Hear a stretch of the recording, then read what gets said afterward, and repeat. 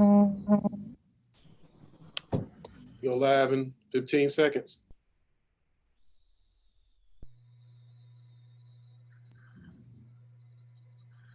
Rico, can you add the people? I'm about to put them on now. Thank you.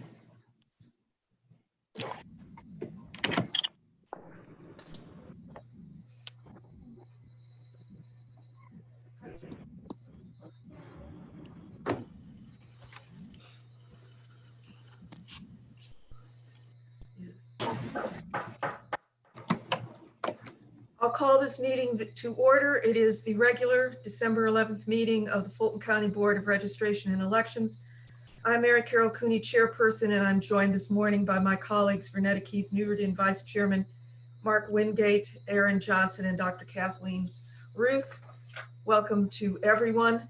Let me start with an announcement that this teleconference meeting is authorized pursuant to section 50-14-1G of the official code of Georgia because of the public health state of emergency declared by Governor Kemp on March 14, 2020, and renewed most recently on November 30th concerning COVID-19 restrictions in public meetings, and because means have been afforded for the public to have simultaneous access to this teleconference.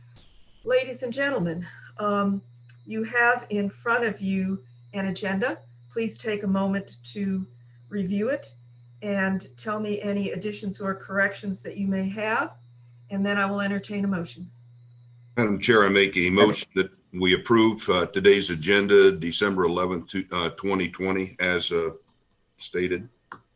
Second for discussion. It has been moved and seconded, and we are now open for discussion. Mr. Johnson?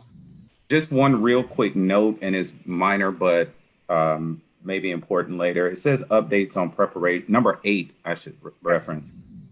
It says update on preparations for the federal runoff election.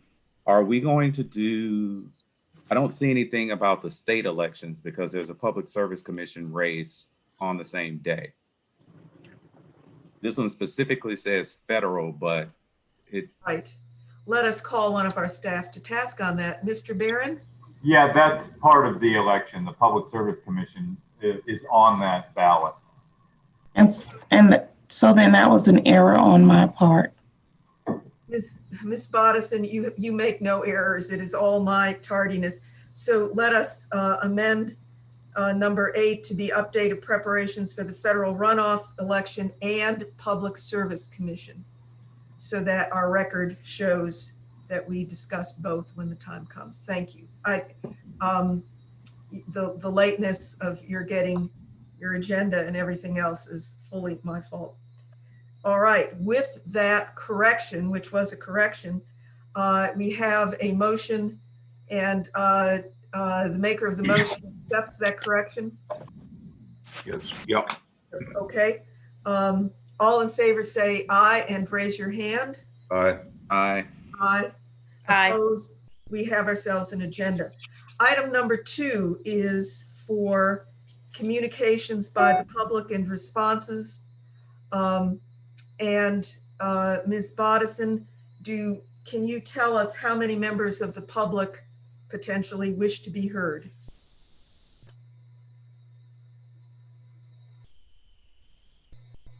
And you are on mute, Ms. Bodison.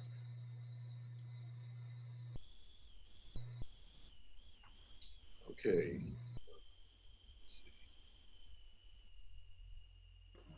Madam Chair, I'm sorry. 14 attendees and 7 comments. 7 comments. Okay. Yes, ma'am.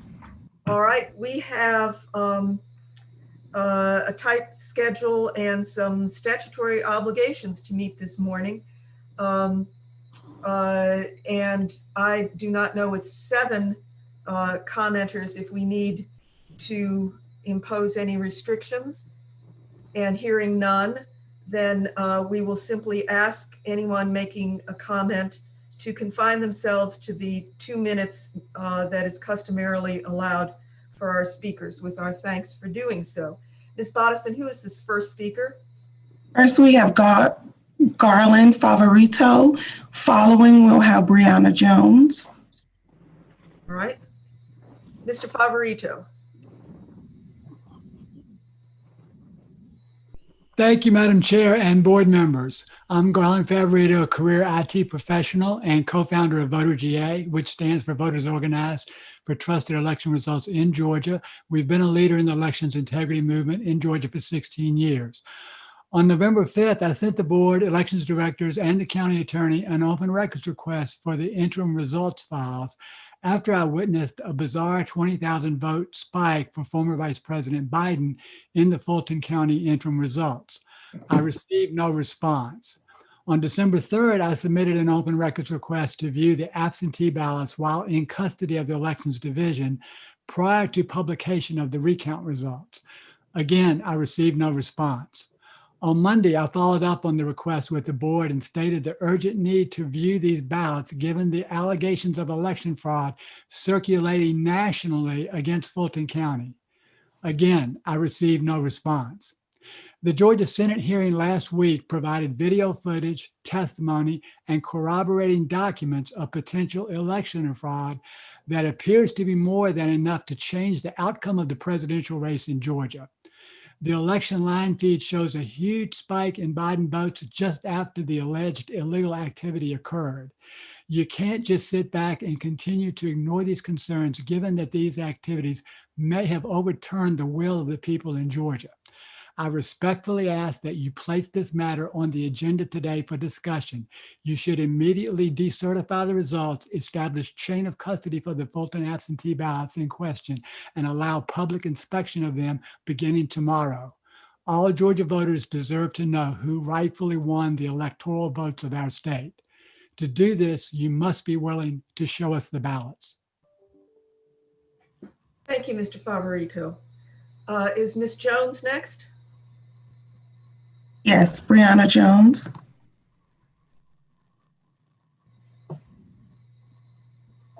Ms. Jones, you need to unmute if that is your problem.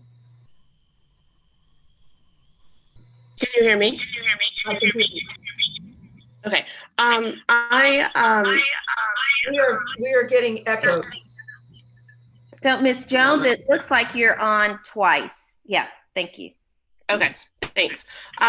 Yeah, I was, sorry, I don't know why there's still an echo.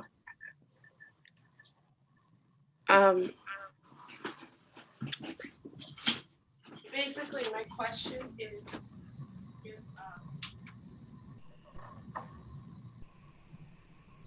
Ms. Jones. Ms. Jones, we can't hear you. Are you on a secondary device as well, in addition to the one that you're speaking on? Yes, I am. I wanted to know if the meeting that Mr. Johnson mentioned last week, where the election staff would be able to give their side of what happened, if that information would also be made available to the public. Just because there is a lot of misinformation floating around, and I want to know the truth and transparency of what happened during the video that's circulating.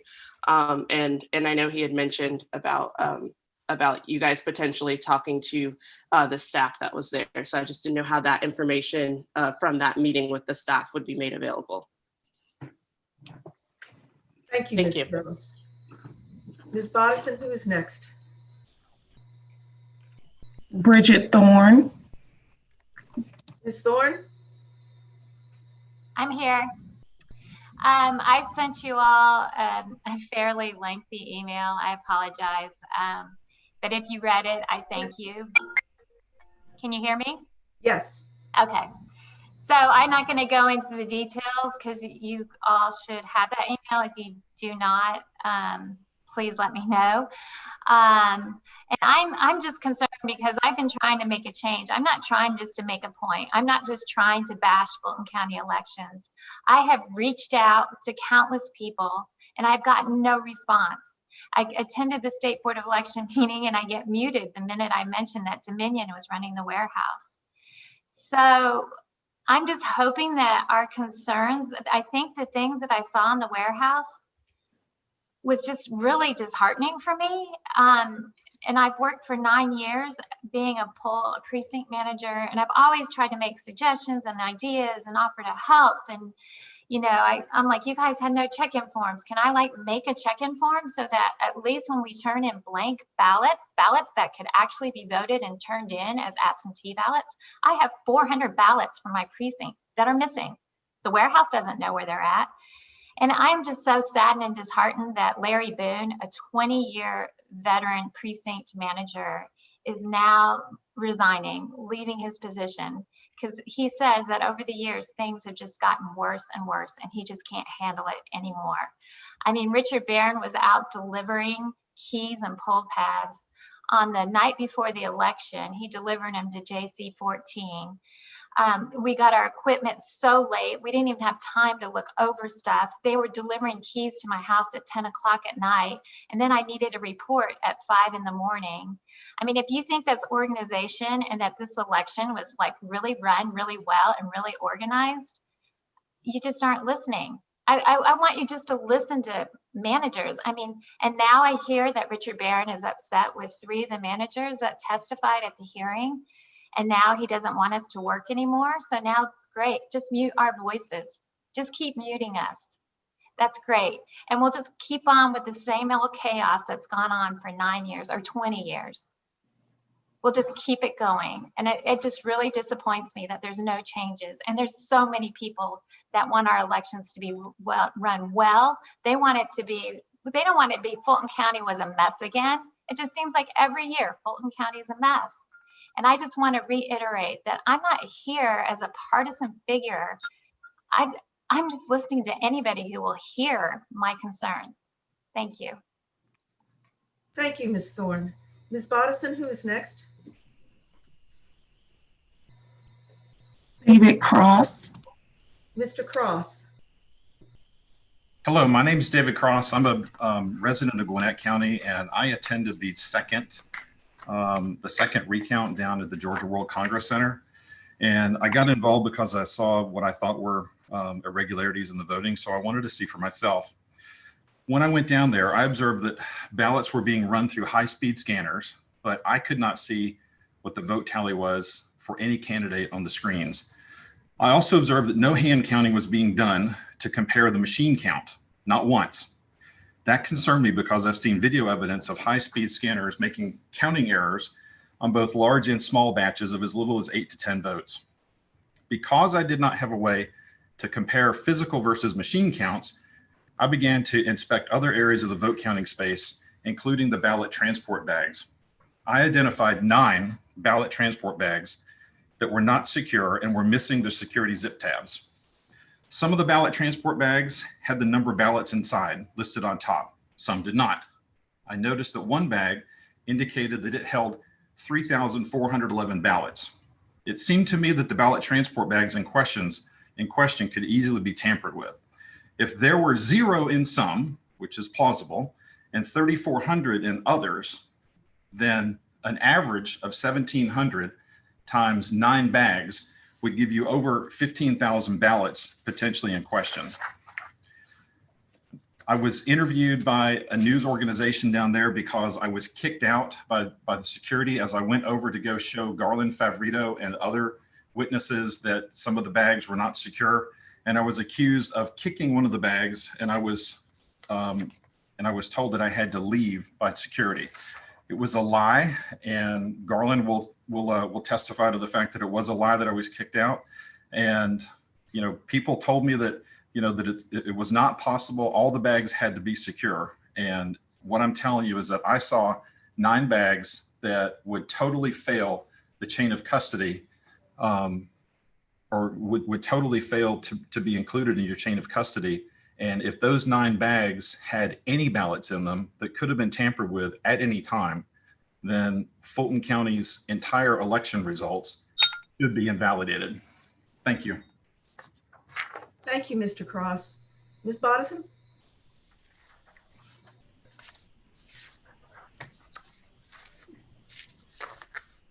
Thomasina Lentz.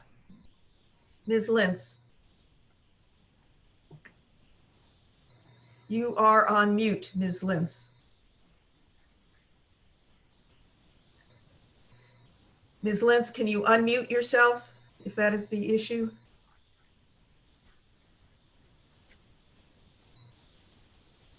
I'm not hearing from Ms. Lentz. And if she is unable to do so right this minute, we can perhaps move on and come back, but move on to Ms. Susan Shapiro.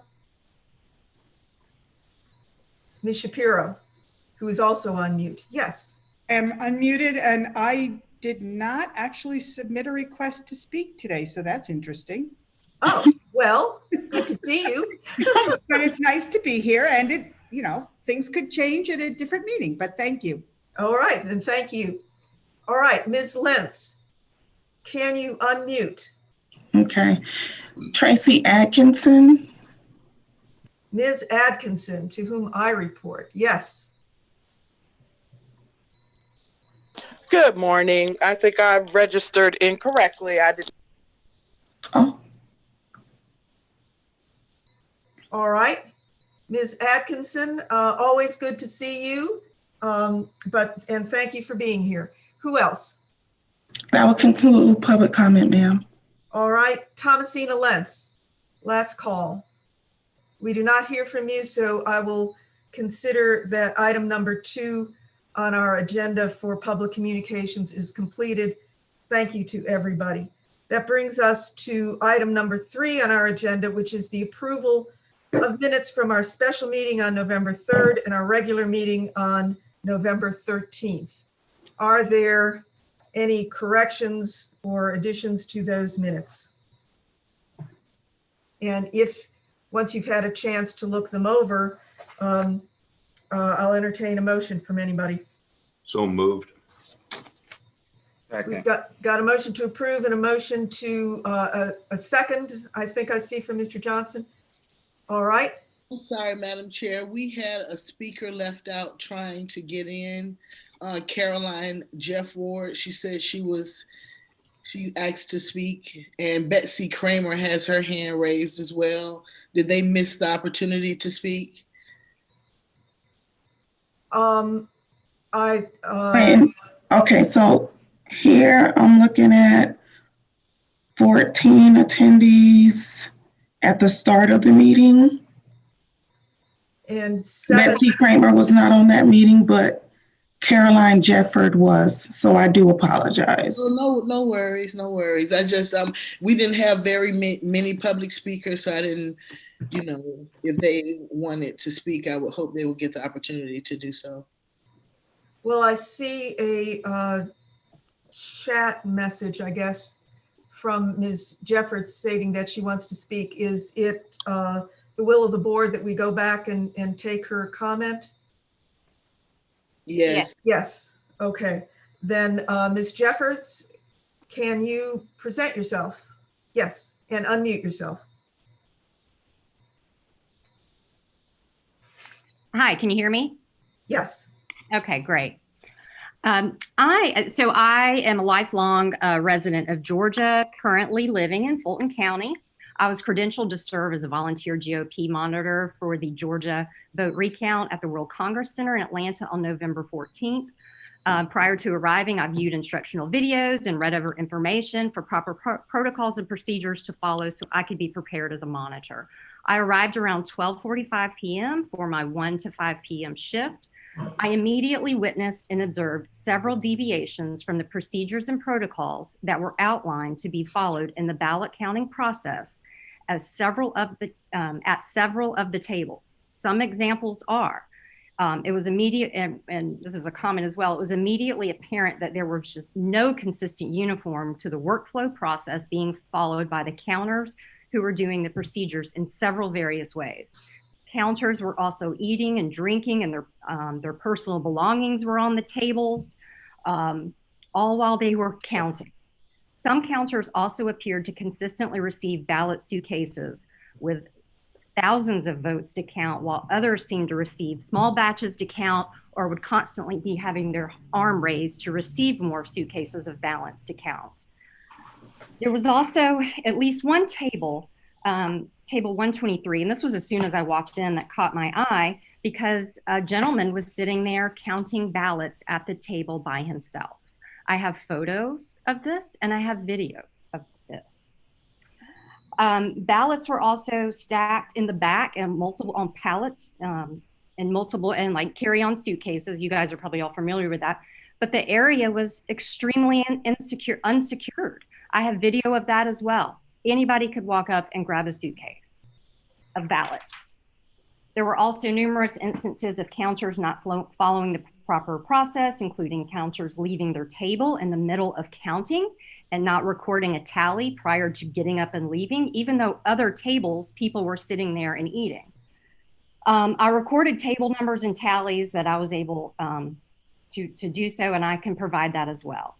At approximately 2:57 p.m., almost 2 hours following my arrival and witnessing many concerning activities at table number 124, and this was just such a blatant disregard to the procedures, I raised my hand and asked to speak to an election recount supervisor because as a monitor, I am not allowed to speak with the counters. I had trouble getting a supervisor. I was asking people, please get me a supervisor, please. It took several minutes for anyone to arrive. I found a familiar face and grabbed her arm and asked her to go and find me a supervisor while I stayed at the table to continue monitoring. The first person to arrive was Mr. Richard Barron. I did not know who he was at the time. I have learned later that he is the Fulton County Elections Director. And following him arrived Karen Ficklin, who did introduce herself as a supervisor. Minutes following, approximately 6 other Democratic monitors proceeded to kind of gather around. And I'm sorry, I'm missing my notes here. I also then saw Carter Jones, the state board appointed elections monitor, and I asked him to come over and assist me. I also saw Miss Cheryl Ringer at another table, and she came over from table 122, where she was sitting and watching the table because the 2 people there had left to go eat for some reason. My conversation with Mr. Barron quickly became very confrontational as he seemed very defensive and irritated that I was bringing these violations to his attention. He began speaking to me in quite an aggressive and condescending manner, very disrespectful, very confrontational, and very rude. It was very obvious he was not concerned about any breach of protocol and did not even dispute what I had witnessed was a violation. Jeffers, 2 minutes, ma'am. Jeffords, can you conclude your sentence that you're speaking right now? Yes, Mr. Rick Barron ignored my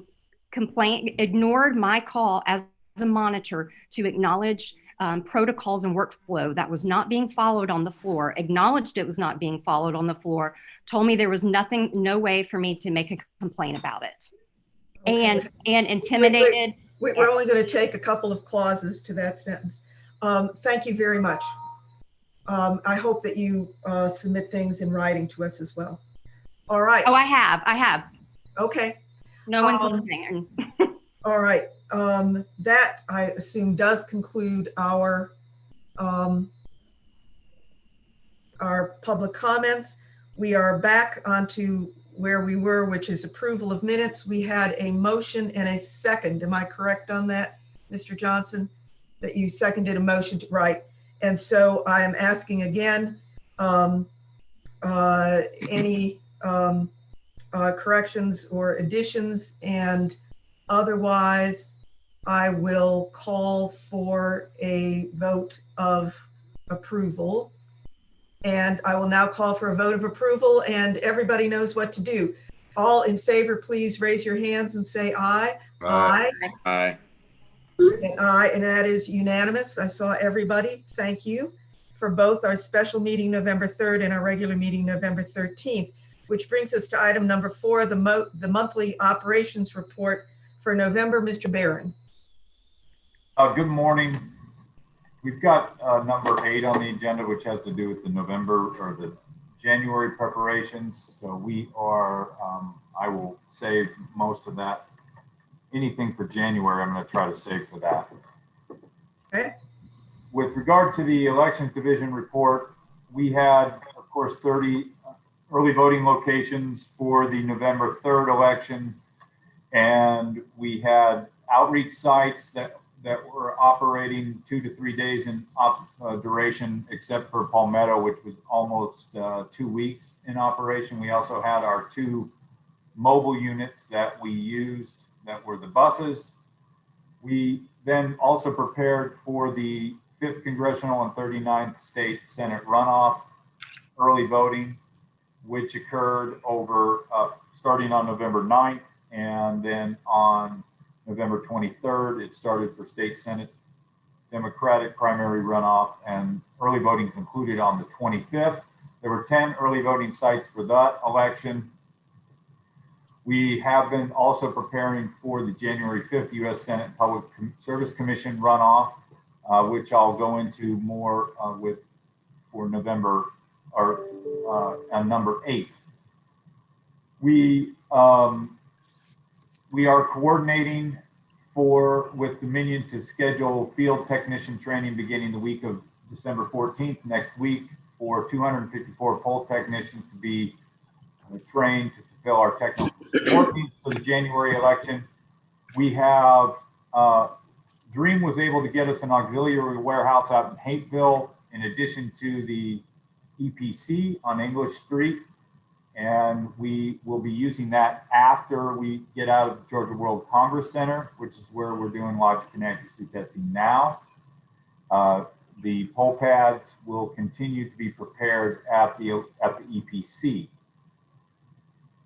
We are trying to work on an automated program for check-in on election night, which is almost complete, to make the operations of the check-in facilities more streamlined on election night.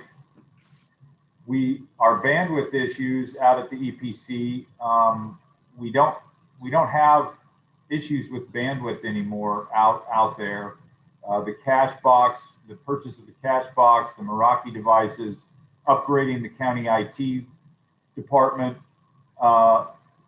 the switches upgrades by county IT, that helped us. So all that additional investment made things much better for uploading the bulk file into or downloading that and then being able to upload it into the poll pads prior to the election. We continue to participate in many virtual meetings with the Strategic Planning Office for the county. And we had several virtual meetings also with poll managers as well as election day line managers for the December election. And those will also continue to take place ahead of the January election. We are underway with logic and accuracy testing for the federal election, and I will move on to the voter registration division now. We have processed 298,767 voter registration applications this year. We received 28,742 applications in November. As of December 1st, we had 854,135 total registered voters in Fulton County. 815,519 are active, 38,616 are inactive. And as you can see for November, 2020, that was the most applications we've ever processed for November, at least since 2012, and I'm sure that would hold a record going back into the previous century for November. We also have mailed 765 letters to voters who are suspected felons.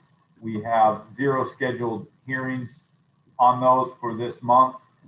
And we've done 2 deputy registrar drives. We have 1 vacant position in voter registration, which we are looking to fill shortly. We issued 61 TVICs, and we are, Runbeck began mailing out the absentee by mail ballots on November 30th. Many voters have issue dates of November 18th. The state's first mailing was on the 30th.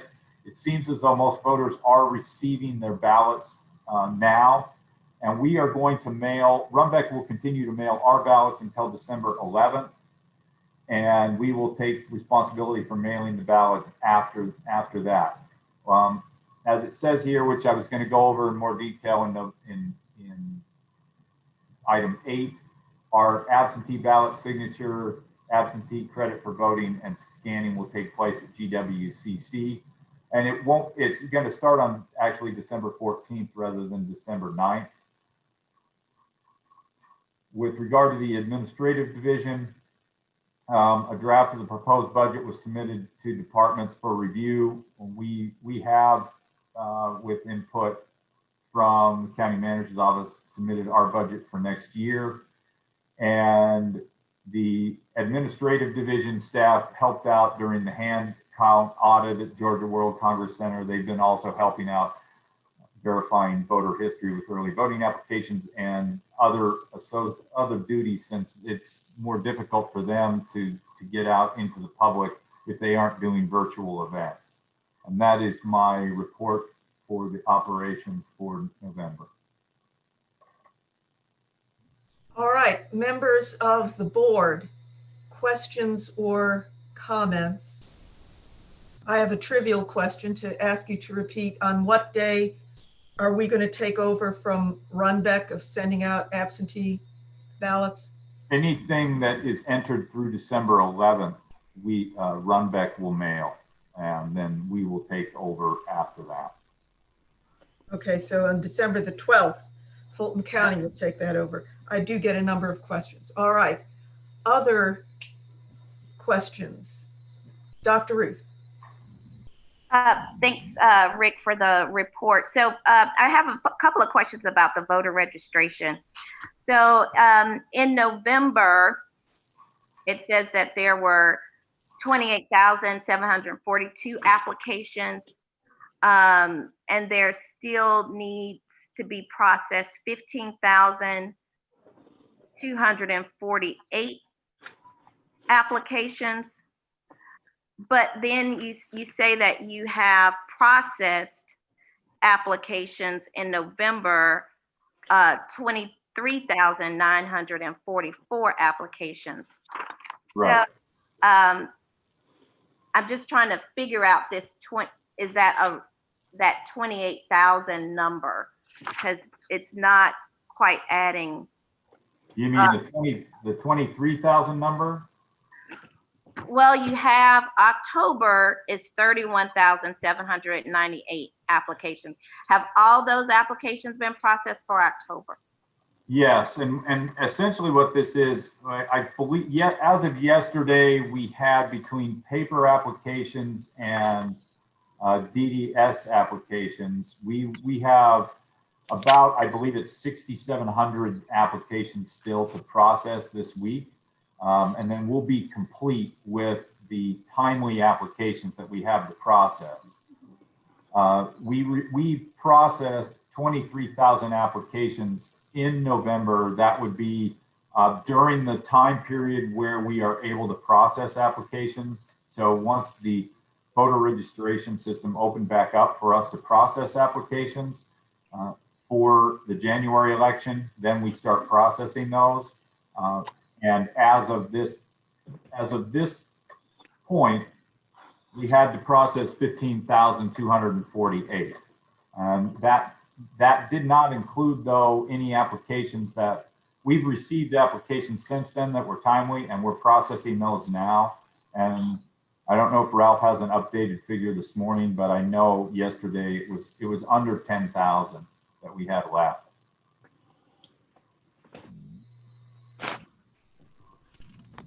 Dr. Ruth, does that answer your question? Well, and then the other question I have is, how are the transfers out of county? How are they handled? Are they removed or what? Ralph, you want to go over that process? Sure. Transfers out of county are done based on two methods. If it's electronic, we actually, when a person begins to enter the voter registration application, they can pull a record from another county. And if a person registered from another county, they can pull our records and we too can pull theirs. So it's just keeping account of how many people left the county and how many people are transferred into the county based on the records as we process. Once the application comes in, if a person is registered, we found them in another county, we will register them from that other county and put them into Fulton, and vice versa for the other counties who are processing people. If they deem registered, trying to register from Fulton to another county, they will pull our voters. Okay, thank you. All right, Mr. Wingate. With a little follow to Dr. Roof's comment, the board certified the November 3rd election, stating we had 806,451 registered voters, which, you know, is inclusive of the active and inactives. No, that would be just active. Just actives? Yeah. Okay. Look at this. Why? Well, that raises a good question. Why does it exclude inactives? That's how the state has us report only actives on the results reports. Okay, so that varies from state to state. Okay, so all right, did not know that. Know that now. What we just had in the new reports, I believe, came with the board materials yesterday. So now we're showing 813,692 actives. Is that on the poll locator? Mm-hmm. Yeah, and what that doesn't, and Ralph, correct me if I'm wrong, but that doesn't include the 999s or the 888, right? Correct. And what are those? 999 voters are voters who have submitted an application to us, and we are having problems with their addresses or something of that nature. We're trying to get some clarity as an appending person. They passed the verification except for residency or what have you of that nature. I know we have about 100 or so 888s. An 888 voter is when a person process a registration and the system failed to put them in a precinct as they're processing. So at those times, we have somebody go back in and correct those few mistakes that we make. All right, so as you are trying to go through some kind of a verification process, from what I hear you saying, yes, is sir, that the 813,692 will be increased during this period of time leading up to the January 5th election? that is correct. If a voter sends us something to tell us where they might live or something of that nature during within 40 days, then after that, they are able to cure that application, the registration application. All right, so we've got this some number of those that are in that process. If they, by any chance, tried to and they wouldn't have been able to get, then I'm assuming, an absentee ballot through application. Is that correct? Yes, they are able to get one prior to registration. The problem is that if they're pending, we are required by law to send out a ballot based on their request. The problem is that if the request comes back in, they will have to validate their residency and everything else for the ballot to count. But yeah. Okay, so Chief Jones, with what you just described, then if that voter receives and submits that ballot, and you're still in your process, what do you do with that ballot?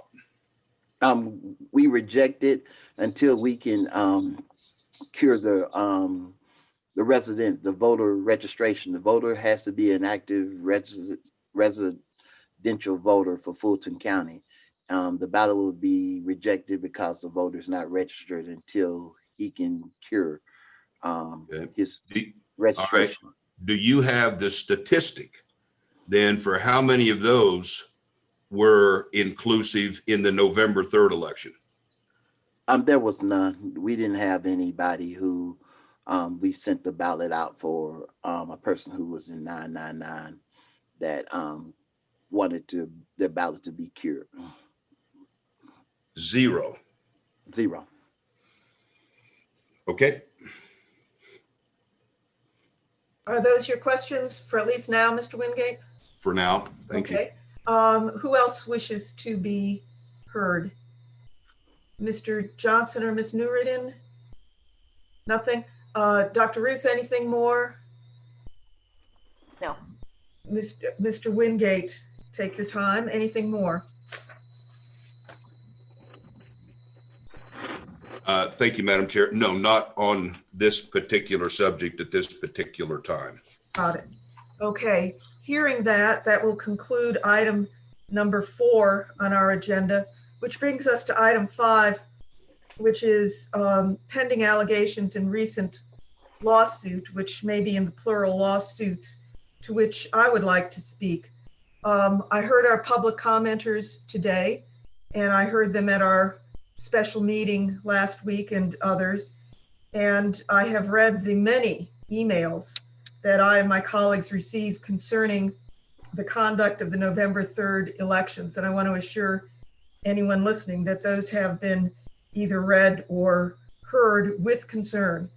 And we heard concerns about illegalities, lax procedures, insecurity of ballots, specific things like suitcases of ballots under tables, the infamous water leak, counting going on without party monitors being present. And I have also reviewed, to the extent that I have been able, lawsuits that have been filed primarily against the Secretary of State's office, but also including Fulton County and other local elections boards. And I've consulted with my colleagues. These are all serious matters and we take them seriously. And the next question is, what can and should this board do? To determine what we could or should do, I determined whether these matters are being investigated and whether this board can or should conduct its own investigations and whether we can do so well. I also consulted with our lawyers as well as the investigators for the Secretary of State's office. The Secretary of, it is really the State Elections Board which can direct investigations and which has the power to subpoena witnesses, to fine us, to compel testimony under oath, none of which this board can do. I spoke to the Secretary of State's chief investigator about specific and general inquiries like those illegalities, insecurities, lax procedures. There are apparently in excess of 250 open cases, but I am assured by the Secretary of State's office that the Georgia Bureau of Investigation has made available resources to assist in running those down. Those 250 do not by any means all apply to Fulton County, more like 10% of that, but nonetheless, they are following up on those, and the things that I specifically asked about are still under investigation, are ongoing and being run down, which is to say, interviewed, evidence reviewed. And I talked with our lawyers who have witnessed part of that investigation and who assure me that it is being done by teams of investigators. I am satisfied that the questions that are being raised for the most immediate purposes are being conducted by the entity which has the authority and obligation to do so, which is the Secretary of State's office and its Office of Investigation. And that if it is to be done well, we should leave it to those trained investigators. That doesn't mean that we are not concerned with the things that are under our control, which may be lax procedures, insecurities, processes that need to be amended so that they are not lax. And we will deal with those. I am given the impression that these investigations are not going to be going on for months, that they are going to be concluded fairly promptly, but I'm not going to put any indirect pressure on somebody else's office to complete anything. I just have that impression. In addition, I talked with our lawyers, and I think I made available to other board members at least one lawsuit of which I was made aware that alleges illegal votes in Fulton County and other counties. Those are going to be addressed and responded to by our lawyers, and I do not want to get in their way when they do that response. The investigator to whom, the chief investigator of the Secretary of State to whom I spoke has an answer here to, and particularly I'm looking at a comment or a question about sending photo evidence of unsecured ballot transport bags. There is a link on the website for submitting complaints or evidence at the Secretary of State's office, and that should be used so that they have everything in front of them that they need. Having done all of that, I am going to suggest that this board should wait for the factual conclusions that I think are going to be determined and work from there to do better what has been done in the past. And that at least for this month, and while those investigators are questioning various people and reviewing specific evidence, including videos, which was discussed with me, that we should leave it to those investigators at this time. And that is what I have to report of my review of what is going on and my commitment that we will take the actions that we need to take when it is appropriate for us to do so. And I am determined that we will do so. Mr. Wingate. Yeah, Madam Chair, just for clarification by what you just stated, your comment was, and correct me if I'm incorrect, but was that it makes sense, obviously, on these particular allegations that they are looked at and responded to. You commented that we'll wait until the factual results are transmitted back. I'm not sure I follow what that means, because I don't believe it's fair. If I allegate something against you and your response back to me is coined your factual response, well, help me. Maybe I'm misunderstanding, Madam Chair, what you're saying, but I just, that terminology to me doesn't make any sense. Okay. I think, and let me say this, and then you can disagree with me clearly, but I believe what you're indicating is that our attorneys, probably Director Barron, others, are reviewing these sworn affidavits, allegations, whichever you wish to call them, and that body will provide then a response to those allegations. Is that a fair way to look at it in terms of my small mind? Well, I disagree about the breadth of your mind, but in terms of what I meant by factual allegations, it is my understanding that as to a particular thing, and I'm sorry to bring it up because everybody brings it up, and that is the so-called suitcases of ballots under a table, is a factual allegation.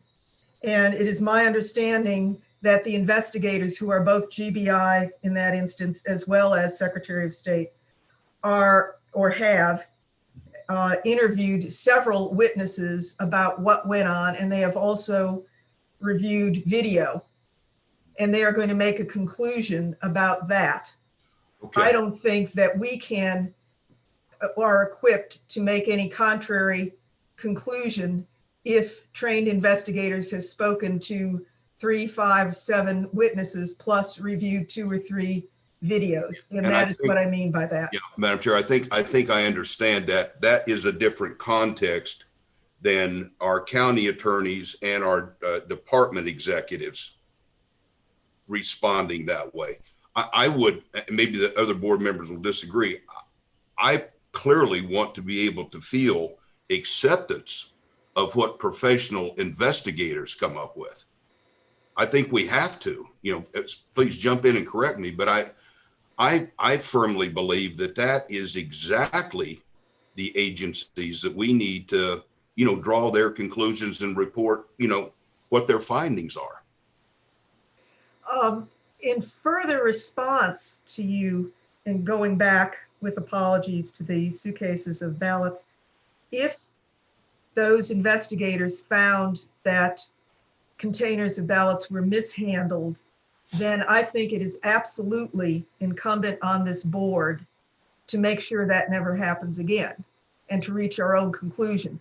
But I am not going to say that I am not going to reach a contrary conclusion to trained investigators who have spoken with, I assume, a number of witnesses. And okay. I think that's what I'm saying. That question, right. Thank you. And thank you, Ms. Newrigan. Oh, thank you so much. And thank you again, Mark, for bringing that up. I think that was a great point. I do appreciate Madam's Chair monologue. And I agree with her in that we have to wait to the conclusion of these investigations. Having said that, though, I don't believe that I do believe that the public deserves an answer and response. And one thing that I know for certain is that the truth doesn't change. So the truth doesn't change with who's watching the video or who's injecting a narrative that's not there. So, I think that we do the public a disservice by not at least addressing what I think, from my understanding, and I will say to the public that the response that the monologue to this agenda item that you just heard from Madam Chair is similar to the responses that at least I got as a board member when trying to find information about exactly what happened, because we received so much information from so many different places. And, most of it is, or all of it, I would think is untrue, but not having that requisite knowledge to confidently say that is very difficult as a board member. And I believe when I spoke to Director Barron this morning, that the account given is truthful and believable, and that giving the public anything other than the truth just seems suspicious. It seems as if the GBI will tell us what the truth is, and that we have to wait on the GBI to learn the truth as far as what happened. I believe that the truth will exonerate our staff and the DRE, but I will agree and have accepted that this will not be communicated publicly, and that you will receive, hopefully, as this board will, a report from whatever entities is investigating it. But I did want to say that I do believe that the public deserves some explanation from the DRE. And that doesn't mean that this board needs subpoena power or that we're trying to draw conclusions. We only have one employee, and that's Director Barron, and it's his staff to manage. And I just wanted to say that we can do better than just saying wait till a report. Who knows if it's going to come out, and the report could just say all the allegations were unfounded, which will still lead the public to doubt this process and to breed just distrust with it. So that's my 2 cents. Thank you, Ms. Newridan. Dr. Ruth, Well, I do agree with some aspects of Ms. Nuridan's comments, and I think we should provide, once we receive that information from the GBI, provide a summary of the findings to the public so that they are aware of those findings. I think that's really important in building transparency and trying to rebuild the trust of voters. Thank you, and let me assure you that when I obtain, if they grace me with copies, but I have a feeling that they will, because as you know, the state elections board usually lets us know what we've done wrong and calls us to account. But as soon as I know in whatever way, that will be shared immediately with the board, and we'll determine how to deal with that. Let me make sure Mr. Johnson is taken care of if you need that. I just want to say I agree that we should. I think it's a good exercise. I won't use the word exercise. I think it's great that the GBI is investigating, because one of the things that I think that we would get is we're already being accused of hiding things at the board level. We're being accused of allowing certain things to happen. You've all gotten the emails that we've committed treason, this, that, and the other, just a nonstop barrage. Having the GBI, I think, is a very good step in having a third party, non-partial organization look at the allegations that were made. Now, I will agree with the chair in that allegations are not always factual.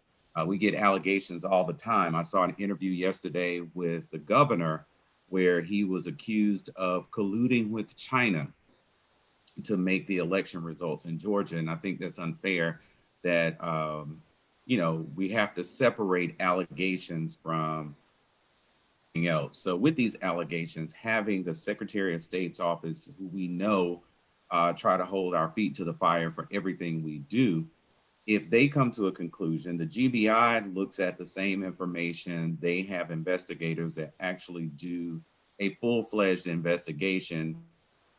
We look at their conclusion, and then at some point we have to say we concur with the findings. I don't know what else we can do, because usually when there's a major issue, we end up going to the GBI to investigate. Some people will believe them, some people won't. I know that. But as this board, we do have to, it's good for us to have that third party going in, investigating these allegations that are being made. Then we can then stand on something that we didn't do, a third party did and found the information. So having a report for the public, a response to the public, I absolutely agree. We definitely need to do that, but I do believe that we should wait for the findings. Thank you, Mr. Johnson. Mr. Wingate? Yeah, let me make a comment too about this ongoing investigation that we're speaking of. And Madam Chair, your comment to I'm sorry, maybe it was Dr. Ruth commented about the releasing or having some synopsis of that finding. I think we all know and need to be aware and stay in front of, because you can be assured that the media is going to be probably standing outside, probably inside the office right now, waiting for whatever this is to conclude. So who knows what that is, but just be aware that, yeah, this will be a media event, and us coming back in behind that at some point in time. I just want those that have that kind of training and capability just to be mindful and thinking about how that is to be handled. Thank you, Mr. Wingate. Any further comments or discussion? And hearing none, let me thank you. Let me repeat that as soon as I receive any conclusions or anything, any communications about the allegations being investigated, I will share those immediately with the board and look to the board to help us get that out to the public, and then to do what we can do, which is to make sure that it does better and things wrong don't happen again. All right, Mr. Wingate. Chair, real quickly on by your comment there, what is your plan then for communicating that to the board, and will we have to have a spatial meeting or session to discuss that? How do you envision that proceeding? Let's see. In my fantasy world, I envision getting a call that says, you did such a wonderful job. We have nothing to say. And getting that by a telephone call. I doubt very much that that's going to happen. What I suspect is that this will resolve itself into 10, 15, whatever, allegations of failing to comply or carry out state law, which is the way the state elections board usually does, and the state, and a prosecution, which will not be a criminal prosecution, but we will be called to account, as we have in the past, for any failures during the election, and that we will respond to those, and those will be in writing. That's what I think is more realistic. All right, do one last thing, and I apologize for taking up too much time here, but is it envisioned that these allegations and this activity through investigation will have any impact on the SEB consent order? The SEB consent order, which is now, I will say, in abeyance for the June 10th election. Is that what you're referring to? Yeah. All right, let me remind everybody that we entered into a consent order for allegations made concerning alleged failures that occurred during the June 10th election, and the state elections board imposed a fine of approximately $50,000 with a promise that if our procedures improved such that the state elections board was satisfied with them, that fine would be waived. So we have a consent order. That election is over, but in a sense, the election is not over, because it will go before the state elections board again to see whether or not that fine will ultimately be imposed. What I would expect for the November 3rd election, I would be rather surprised if in fact I get a call saying you did everything perfectly. I would expect to get several allegations to which we would have to respond in approximately the same way and either agree with or disagree with those allegations. All right. Now, having heard that and not seeing that anyone else on the board wishes to be heard, thank you, and let us move on to item number 6 on our agenda, which is the certification of results for the general and special elections of December the 1st. And everyone should have in your packet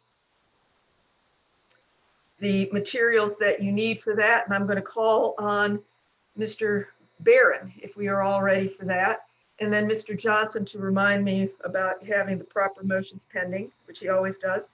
Mr. Barron, I have in my hand the summary of results of the summary report of the special elections runoff for the United States House District 5 conducted on December 1st, 2020. Is it your certification and testimony that this is a true and correct count of the votes cast in that election in Fulton County? Yes, it is.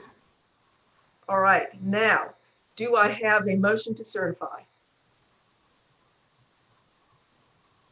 So moved. Do I have a second? Second. It has been properly moved and seconded that we approve the results of the special election on December the 1st for the U.S. House District 5. Any further discussion? Hearing none, this is going to be a roll call vote. All in favor, identify yourselves as saying aye. Cooney, yes. Johnson, Yes. Newridden, Yes. Ruth, Yes. Wingate. I'll abstain. All right, then the motion carries, and thank you. Mr. Barron, I have before me the election summary report for the special Democratic primary runoff for State District 39. Is it your testimony and certification that this is a true and correct count of the votes cast in that special primary election for December 1st, 2020? Yes, it is. Do I have a motion to certify that election? So moved. Do I have a second? Second. It's been properly moved and seconded that we certify the election for the State Senate District 39. Any further discussion? I have a question about that race. Okay. Chair. Rick, I see that we're still phrasing this as a Democratic runoff for this election. Am I to understand that Republicans were not allowed to vote in this race? Anybody in that district could have voted in that race, but it was called, the title of it was a special Democratic primary runoff. Oh, so what I'm hearing you say is that the race was on all the ballots? Yes, yeah, but and if somebody would have wanted to vote in that race, in that primary runoff, then yeah, they were allowed to do so. Thank you, Madam Chair. All right. Any further questions, Dr. Ruth? Yeah, so Rick, you said that this race was on the Republican ballot? Well, there wasn't a Republican ballot for the runoff. In the Right, November election. but Republicans could vote. I'm just saying. Yes, yes. Okay. All right. Any further questions on that? I had a motion to approve. Mr. Johnson, I had a motion to approve and I had a second. Yes, And we take care of questions. So all in favor, I will take the roll. All in favor, Cooney, aye. Johnson, Aye. Newridden, Aye. Ruth, Aye. Wingate. Abstain. All right, the motion carries. Thank you all. Now we have a tentative board meeting schedule. Ms. Bodison, can you explain that for us? It is in our packet. Yes, ma'am. And you want us to approve these? It's a tentative schedule for 2021. If you all had an opportunity to review it. You know what, I haven't, and I know because of me that my board members got this at best yesterday. Can we review this, and if we have any problems, get back to you, and will the board accept that as a response? Yes, but keep in mind you have the election in January and your regular board meeting. Can we approve those meetings and then review this in the next meeting? Yes. Okay. Action, is that acceptable to the board? Yeah. I appreciate that. Okay, let it take that course. Let us move on to item number 8, which is an update of preparations for the federal Madam runoff. Chair, just checking, do we have to vote on that or we just? No, we're going to defer that. But, okay. Okay, because whether we want to or not, we're going to have to gather on January the 5th if we don't do so prior to that time. So I know that we can approve or amend this. Okay. All right, so the update of preparations for the federal runoff election on January 5th, 2021 for the 2 U.S. Senate races. Mr. Barron. Yes, we'll have 38 drop boxes open again. Those are governed by Rule 1, State Election Board Rule 183-1-14-0.6-.14. That rule governs all the secure absentee ballot drop boxes. They're open now. They can be opened 49 days ahead of Election Day. We've had overlap with other elections, so other than closing them on December 1st on election night, they've essentially been open for quite a while now. They are all surveilled by Fulton County Police 24 hours a day via video camera. They're fastened securely to the ground. We empty them once per day, and those fulfilling that duty swear an oath for poll officers. They complete transfer forms and deliver those to the Government Center for processing. The state mailed its first batch of absentee by mail ballots on November 30th. The My Voter page will show issue dates as early as November 18th for that November 30th mailing. So ballots in some cases were mailed 12 days after that. Through yesterday, we received 126,852 applications for mail ballots. We processed 125,317 of those, and we received 8,448 ballots back. As I said earlier, we will be conducting all of the ballot by mail processing, including signature verification and the scanning. That at Georgia World Congress Center, the signature verification piece of it will begin out there on Monday, December 14th. On the 21st, we'll begin opening and scanning ballots. All of our ballot applications processed, as I said earlier, through December 11th, will be mailed by Runback. Any applications processed beginning December 12th and onward, we will mail all of those. Early voting begins Monday. You will see in your packet the locations that we have for the January 5th election. And we've got the bus schedule in your packet as well with those locations. We have 30 locations, plus we have the 2 outreach sites this time at State Farm Arena and Mercedes-Benz. Those State Farm is only open Monday, December 14th through the 19th, whereas Mercedes-Benz then opens December 22nd through the 30th. And so there are 2 days in there where neither one of those sites are open. We are also closed on December 24th and December 25th during early voting for Christmas Eve and Christmas Day. And let's see, the hours are going to be Monday through Saturday, 8:30 to 6, December 14th through the 26th. We'll be open on the Sundays, noon to 6. And in week 3, December 28th through the 30th, we're open 7 a.m. to 7 p.m. Again, for the holidays, December 24th and 25th, and the other holidays, December 31st and 1st, we will be closed. Police officers will provide security at all early voting locations. Election Day is on January 5th. We will have 254 polling locations open, more than 2,500 poll workers. We will additionally have 2 line managers per location. And we will have the provisional ballot stations and precincts with high provisional voting history. We will also, we're working again with Vasu Abhiraman from the ACLU, and we're working with Vincent Russo to have people do the canceled ballot stations. And there will be different people from different parties at all of the polling stations to handle those canceled ballot affidavit stations for the January 5th election.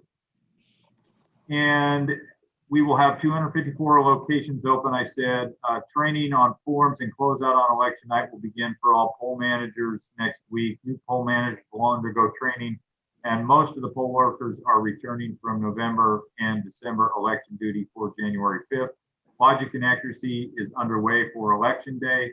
Deliveries for election day begin on December 21st. And logic and accuracy concluded yesterday for early voting. Deliveries began yesterday for those sites, and they will conclude on Friday. And let's see, and police, we will have police officers providing security at all election day locations as well. And that is what I have on November, or for January. And that concludes your report. Yes. Yes. All right, questions or comments from board members? And Mr. Wingate, then Ms. Nuruddin. Director, let me make sure I understood correctly. Did you state that we will start absentee ballot signature verification on December 14th? Yeah, the signature verification is going to begin. We're going to do almost all of it at Georgia World Congress beginning December. We had training for signature verification yesterday. The setup is beginning today over there. We're moving, we're going to get all the IT portion of that set up today. The cutters, everything's going to be, the setup is beginning for everything over there today. All the tables and chairs and all of those, like the barriers around the work areas, those are all being set up as well. Okay, all right. So in terms of the signature verification training, who conducted that? That Ralph conducted signature verification training. And we're using, we're going to have 30, there will be 25 people specifically doing signature verification, and then another 5 individuals will be doing credit for voting, where they'll scan the barcodes on the incoming ballot envelope. Another 7 will be doing, will be runners and doing intake. Right. You've, as you know, I've asked, requested, if you will, and I've seen other requests of the same variety to have 2 people that would verify the absentee ballot signatures coming in. Have you given any other thought to that? Anything you can report to us as to what the disposition of that request is? I have, well, if we were to do that, I mean, I haven't talked with Ralph about spreading that amongst the 25 people there. I mean, it's going to take twice as long to do it. You have 2 people that are going to have to do it at separate times. Or we would have to purchase another 25 laptops, which I don't think we have the budget for. And we do not have, we would have to double the space. So there's no requirement in the law for that. There will be, I mean, it's going to be in view of the public. But it'll be in view of the public, but can we agree or disagree that the observation of that is fairly, well, probably not fairly, but significantly limited because of the distance that these folks would have to be away from the actual process. In other words, if Wingate is standing in the observation area, I would not be able to determine, the signature that is on an absentee outer envelope, let alone that screen that they're looking at off ENET that is supposedly the verification source. Is right. that there's personal identifying information on those screens. Yeah. And yeah, so we also have to protect the privacy of the voters. Understand. Well, the process. So. But I just think that just so that everybody understands, the observation of this is going to be more just a faraway view of those mechanically going through the process. Right, and I think the state issued this morning an official election bulletin on that, which let's see if I can. I haven't read it. I have to see it. But. Did you see it? Yeah, we sent it out this morning. Dr. Ruth, did you read it? Yeah. And so in that bulletin that Chris Harvey sent out, it does state that it's important for public viewing, that it offers a meaningful access to view the process. So right. Being so far away really doesn't do that. And I know that where people may be we're concerned about COVID, and that's understandable, but everyone should be wearing masks. So we should still offer a space for viewing that is close enough that provides a meaningful viewing of the process. Right, and he did clarify. Rick, before you go on, it also says, and I don't want to make people believe that we're trying to hide anything, but it also says the next paragraph says the fact that the signature verification process is public under Georgia law does not mean that the public observers should be allowed to see confidential information or to interfere with the process. So we have to balance where they're located to the privacy. And Chris Harvey did in an email afterwards, he did clarify that we do have to protect the voters' privacy. And let me see, I can read you. So, and this also brings about the importance of training for observers, for the monitors, anyone observing the process. We've seen that videos have been taken, pictures have been taken, and it's important that people are trained and know that this is not allowable. Any videos or photography is not allowed in the counting process. Yeah, and we will. Isn't there like a code of ethics that are posted for observers? We're going to post something that basically tells them there's no like binoculars there. I mean, some of the things that happened at the hand tally is that they would walk up, 6 feet from the table with a pair of binoculars and stand in front of them. Right. That code needs to be public. So there's going to be, no photography. I mean, no video. We're going to be live streaming this as well. Right. You're right. I'm sorry. One other quick question. I have to, so I don't lose my train of thought. Director, in terms of the Ralph Jones trained signature verifiers for absentee by mail, are those?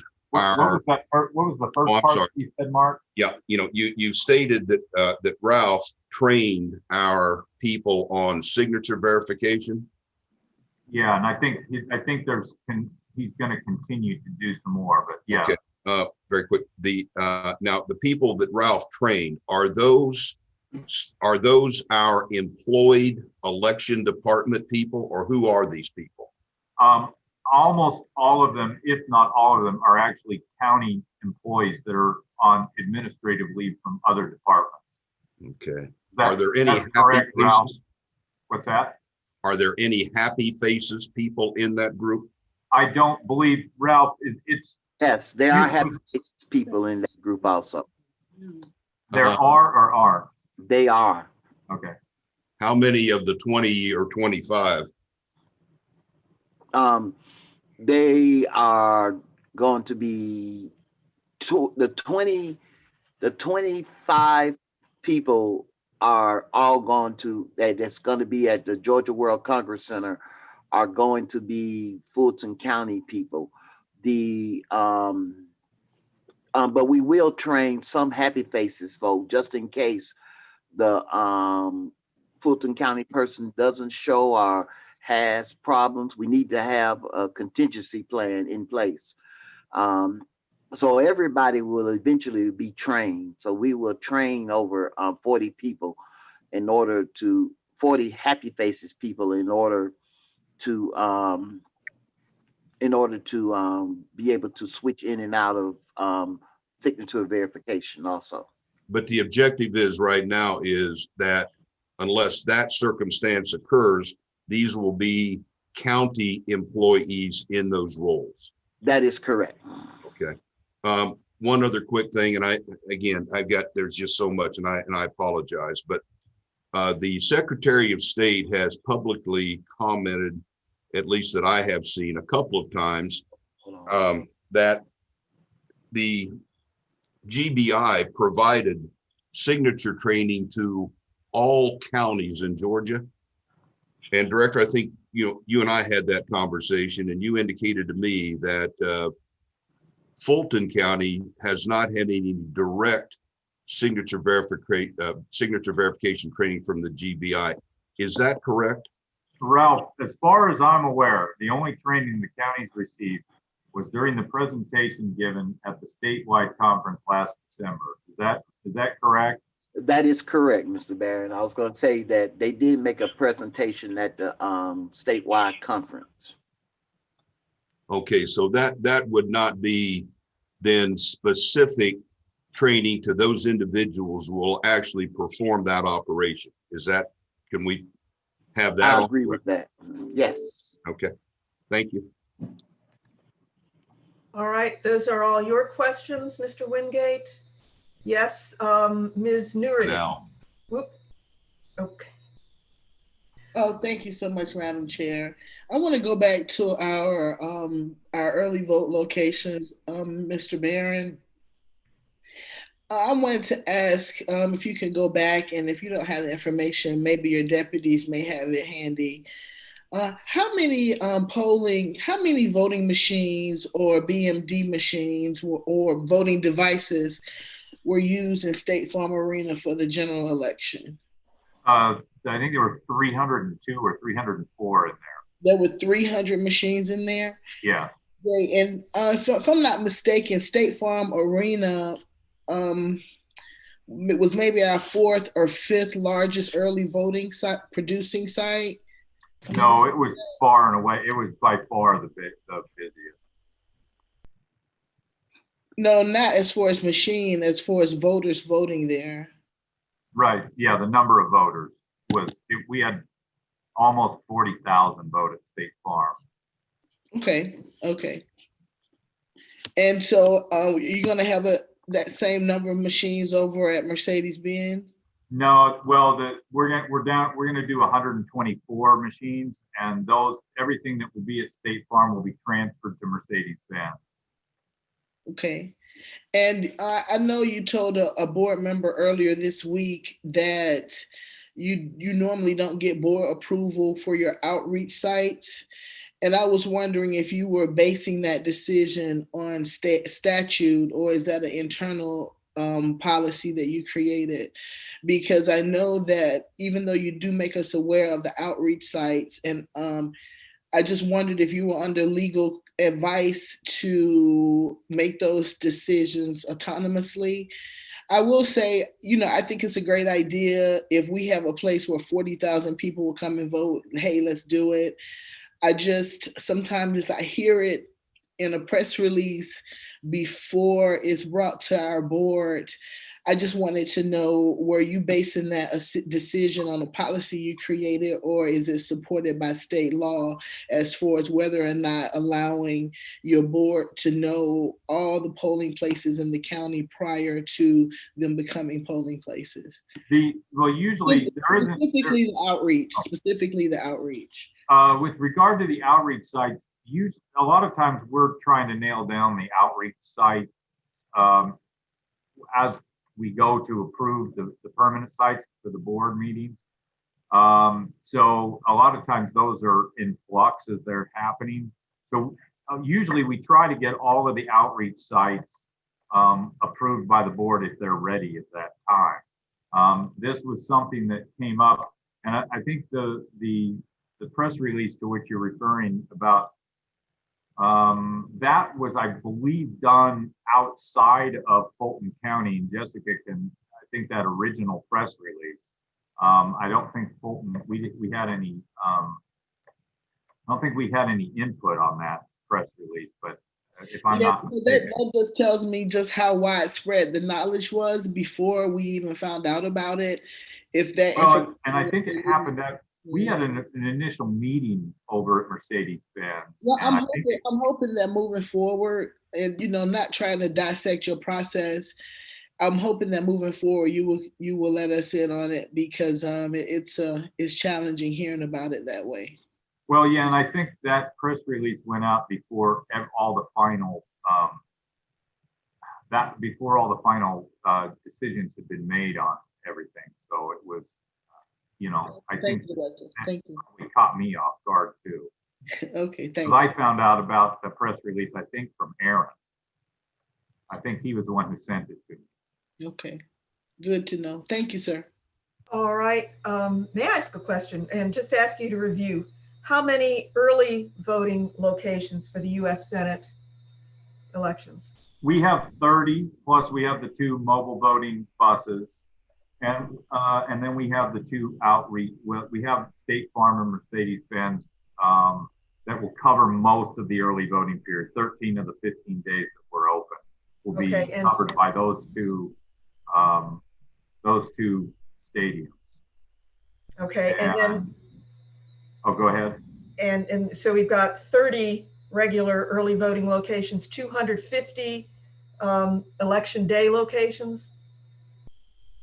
254, yeah. 254, and 38 drop boxes. Yes. Okay, just wanted to know for my personal press releases to So we eliminated 1 precinct. Yeah, the board at the last, I think it was the last board meeting.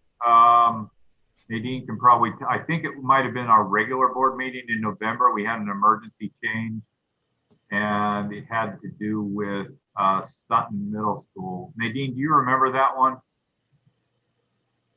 I see her on here, but I don't. Yeah, Dwight here. Yeah, we actually moved, had to move out of a church because of a daycare situation. So we moved. We have 2 poles in the same building at Sutton Middle School. So, yeah. Okay. Yeah. And the board approved that last month. Okay. I remember seeing that on the agenda. I do too. And last thing, Madam Chair, if you will, may I jump in? Yes. So I know that, and what I liked so much about Mr. Evans, who has since moved on, is that he included the notices in the legal organ of the poll changes, which was just something that I think we legally have to notice them, even the emergency ones. So I would like to, that was part of our packet when he was there, but since he's left, it is no longer part of our packet. And Director Barron, I just gently suggest that you have your staff include those notices of the poll changes and in your monthly report. Yes, we will do that. I'll make sure Nadine will be, and actually, I think this is the last meeting in which we will have Dwight. So I would just like to say thank you to Dwight for coming back and helping us after Blake's departure, and helping us get through this year, because his last day is actually the 30th of this month. So thank you. It's been great having him back. We've appreciated everything that he's done for us this year, and we'll miss him. Oh, yes. Agreed. To that, amen. Madam Chair, Yes, may I address the board? you may. Okay, Vice Chair Norton, Yes. you all did receive notice of the emergency polling place change for the last polling precinct. So it has still been posted in the legal organ since Mr. Evans has left. Every polling place change. We're required by law to post that. So that's great news to share. And that's not what I was asking, but thanks for sharing that. Okay. What I was asking is for a copy of that notice to be included in our monthly report. In the packet. Okay. Thank you, sir, in the packet. But I do appreciate that context, Ms. Bodison, because it's good to know that they were all listed. All right, Mr. Johnson, did you have anything? Yes. Yes, I have a couple of questions. And again, just like everybody else, thank you, Dwight, for all that you've done. We will miss you. We know we're in good hands with Nadine, but you know, we wish we could have a party, but it's the COVID life, so we can't do that this time. Thanks again. Rick, really quick, the Georgia International Convention Center, can you explain to us or let our viewers know why exactly we didn't use that facility for January as we did in November? We do have it on the list. I thought it was not on the list. It's on there? We were able to get it and we just made the change. Actually, we added Georgia, we added GICC and we added Benson Center. So we have basically the same list that we did for November.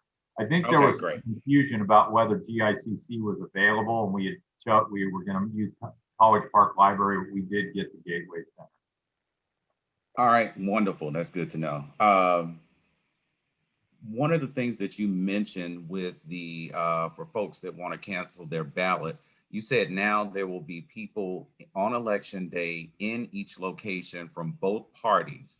Well, go ahead.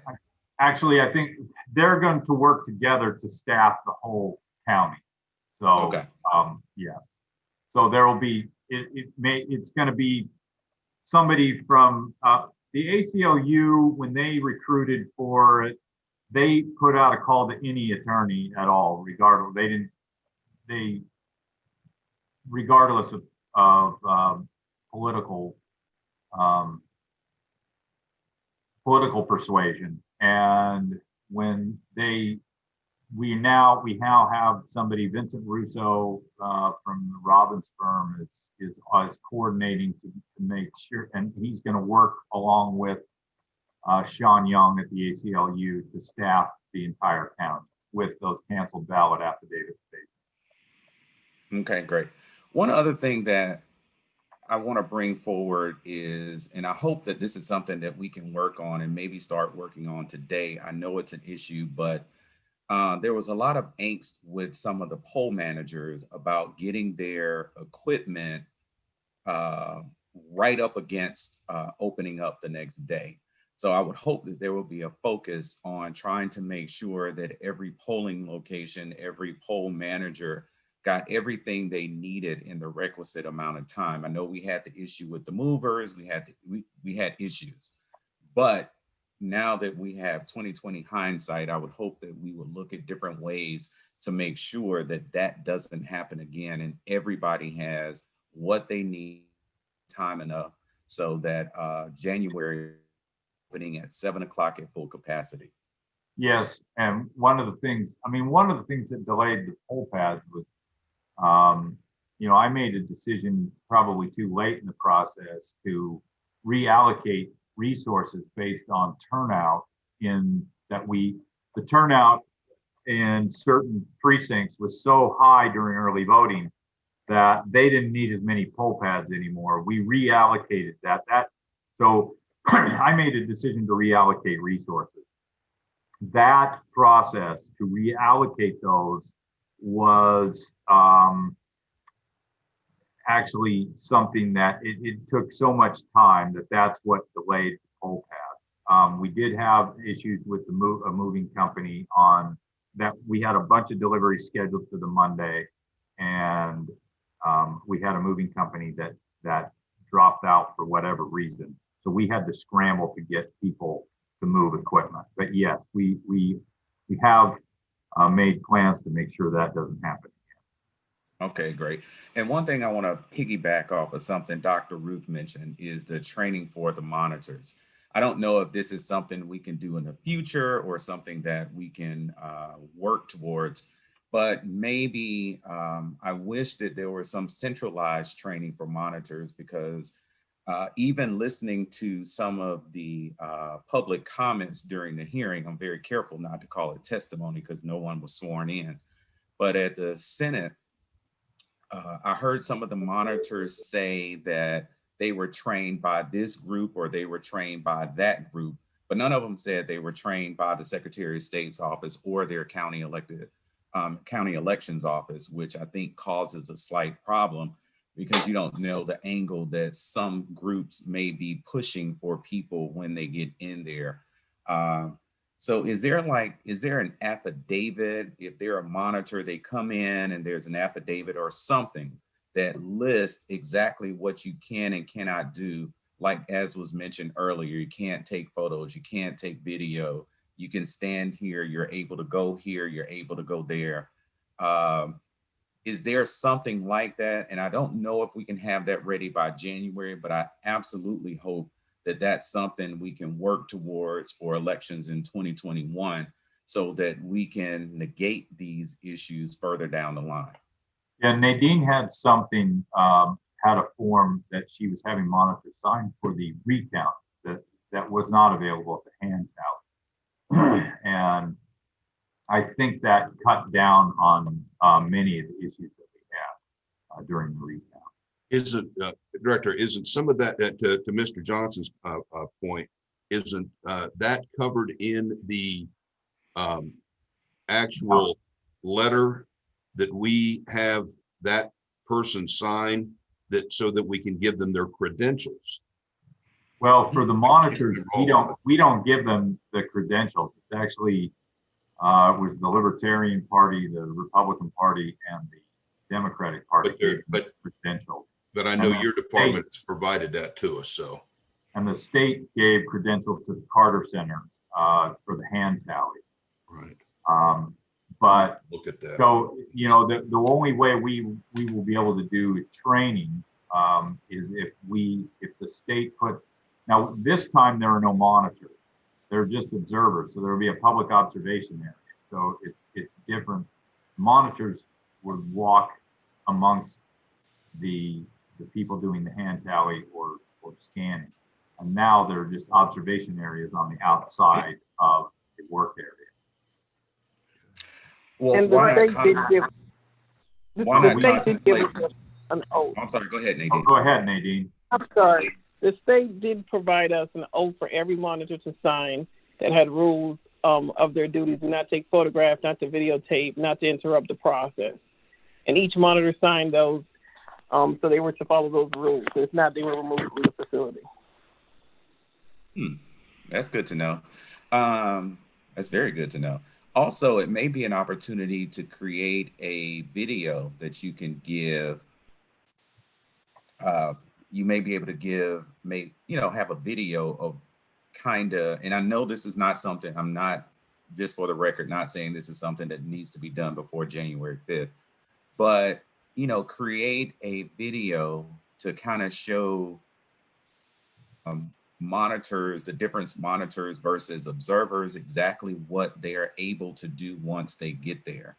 And then, of course, the oath from the Secretary of State's office is tremendous, but, just making sure that everybody understands what their roles are, because it's quite possible that an observer may see a monitor and not realize that they have two different functions.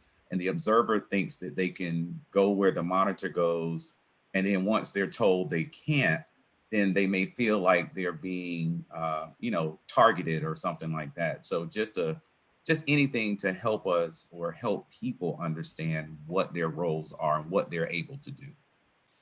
But that's it. Thank you. All right, Dr. Ruth.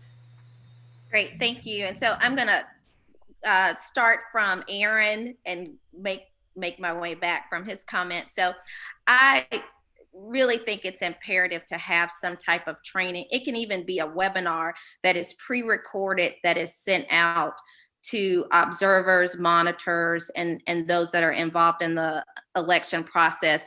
I mean, we really want to restore integrity in our elections and ensure that the outcomes are credible. And I think this training is crucial to doing that and building transparency. So I think something very quick could be done, that it could be impactful for the January election. I also wanted to ask about the signature verification training. Is it possible, was the training that was given in December recorded? No. mean, no recording of that training? no, Who gave the training? Ralph. But who gave the training in December at the conference in Savannah? Oh, you're talking about last, oh. Yeah, that At the portion of that statewide should conference, be I don't know, recorded. the Secretary of State might have something on that. Is it possible to get that training, that clip from the Secretary of State's office so that we can ensure that everyone is trained in a uniformed way? I don't think anyone filmed that, but that was, I mean, I think all the board members were at that same did you all attend that? I mean, it was a long time ago. Yeah, yeah. And I don't think anyone filmed it, but there may be in the binder that you received, there should be something in there, but I keep my binders. Rick, let me jump in just so I can give the public the correct information. Secretary of State has a website with videos on what's prohibited, what's lawful for poll workers, and you can visit that website at Georgia Poll Workers with an S .sos.ga.gov, and it has videos and written material as to what the qualifications of poll workers are, what's allowable campaign activity, emergency prep, paperwork, the line, photo ID, and this information is at Georgia Poll Workers with an S .sos.ga.gov. Training materials and videos on everything that we've been talking about for the past 3 or 4 minutes. So I want to just make sure everyone has access to that. It also has the election code, electronic copy of the election election code, and also how to contact any of the 159 county elections offices. Thank you so Does that much, include? Ms. Nuridan. You're welcome. Yeah, does that include for observers, and does it have a section for Monitors. observers and monitors? Yeah, so generally they use the same ethics, the code of ethics for the poll watchers. It goes over the monitors, the poll watchers. You know, so it definitely provide a preliminary information for it, and be a good resource for leaders out there to share with their communities. So Nadine, is it possible to make sure, and Rick, that all of the monitors, observers have access given the link to this information? I think that's important. I think what we might want to do is maybe I can get with Jessica and FTTV to produce some sort of short video that any observers, the tough thing about observers is that we don't know who's going to show up for public observation. So it's hard to train any of them ahead of time. So we might have them just watch a video as they arrive. That might be the best thing to do. Yeah, that's great. That's a great idea.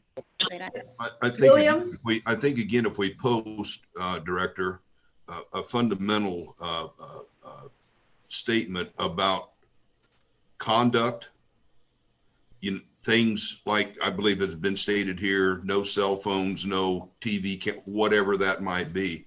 I think if that's posted in, large enough and in clear sight, anything that might come up, then we have the ability to refer back to that posting. Yeah, and we might, we're going to have to look, I'll have to talk to Cheryl and David too, because I know, there are monitors for sure that took video and pictures during the hand tally, and they denied doing it. They did do it. And I think we heard from 2 today that did that. And that's prohibited activity. Okay. So, we might have to have people check their electronics in with an officer at PWCC as they arrive to avoid that in the future. Mr. Barron, let me because of suggest- that, we did take phones because of the monitors that violated the rule at the hand count. We did take their phones away at the recount.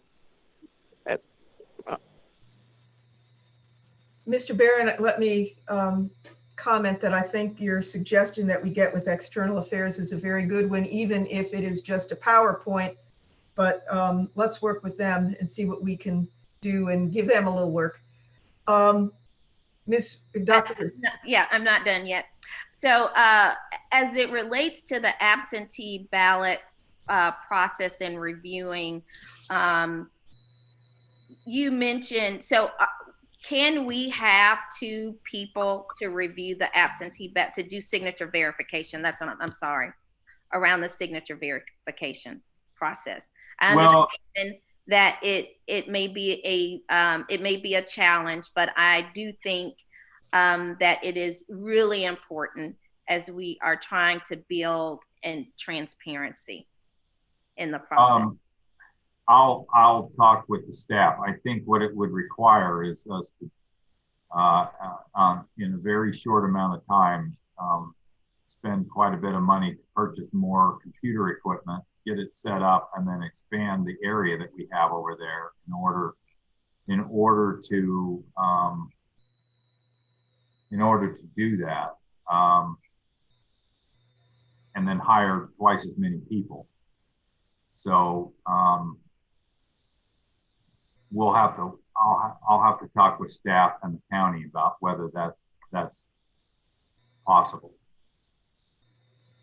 Well, this is Ralph. If it helps any, the way our process work is that if one person doesn't feel comfortable with the signature, they are asked to reject the signature. And then it goes through 3 other hands to clarify that yes, this is yes, the signature is good or no. If that helps any, it does not, one person does not make the decision totally. It goes through 3 hands before a person is rejected or what have you. So if that clarifies anything for you all, just want to let you know the process. Okay, so right now there are about, according to this table, there are about 8,400 ballots, absentee by mail ballots that we have received. Is that correct? Yes. Okay, and have the envelopes been opened? No, we can't open the envelopes until the 21st. Right, okay. And so my point is, who will be present once that process begins? I think it's also important that the information is on the website, since we're going to have, it's going to be open, correct? And we're trying to get, you're trying to get everything done in one place. So everything will be done at the Georgia World Congress Center. Is that correct? Yes. Yeah, we're moving, all the operations are moving over there, but we can't move, we're having to get that set up and move over there on Monday. Okay, but the opening of ballots will begin on the 21st. Yeah, we can't open any ballots until the 21st. But Dr. Ruth, what the director stated, and please, so you know, they're going to start the signature verification process on the 14th. They cannot, by how the SEB gave the junction, they can't start opening, but as the director stated, they are going to start doing the SIG verification on December 14th. Okay, and so my request is that be announced, that it is transparent. I keep using that word, and that the times are available so people are aware that this is taking place. Right. And we can do that. We can work with External Affairs and have that information posted on the website. Yeah.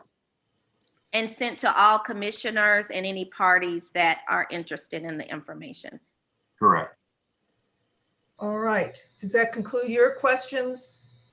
My last question has to do with the applications, the absentee ballot applications. So there is a total of applications received, 126,852, correct, from this Excel spreadsheet. Mm-hmm. But then there's process accepted, 121,600 615. Yeah. And then there's another number that says there were 125,137 processed. So I'm a little You have to add up the duplicate. You add the 121 figure. Let me pull this spreadsheet up. There should be there should be at least a column for SOS dupes and other duplications where we receive applications. I'm looking to pull up that spreadsheet. Hold on. Wouldn't you subtract those three columns, the SOS duplications, the duplicates and rejections and maybe there may be, what do you call that? Double. We received the same application. Ralph, do you have that spreadsheet pulled up? You're on mute. Yes, I got it, and I can explain it right quick.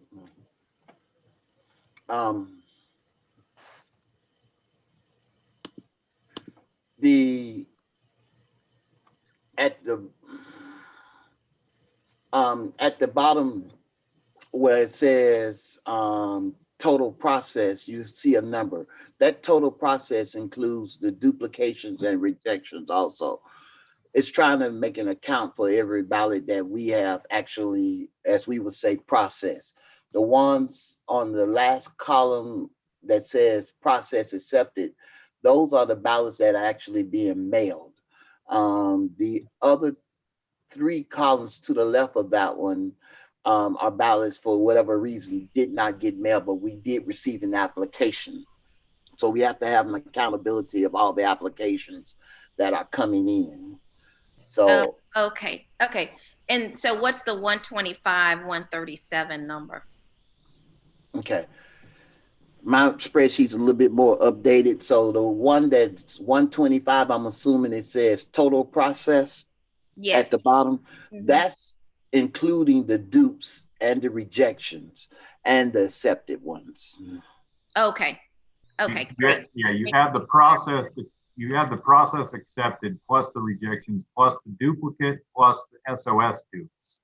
The duplicates are the ones we received through the mail, and it's an application that we've already processed because it's possible that they either submitted two applications or they submitted one through the portal, or they were a rollover voter. They were either elderly or over 75 and older, or they were or 65 and older or disabled, and they already have an application in the system.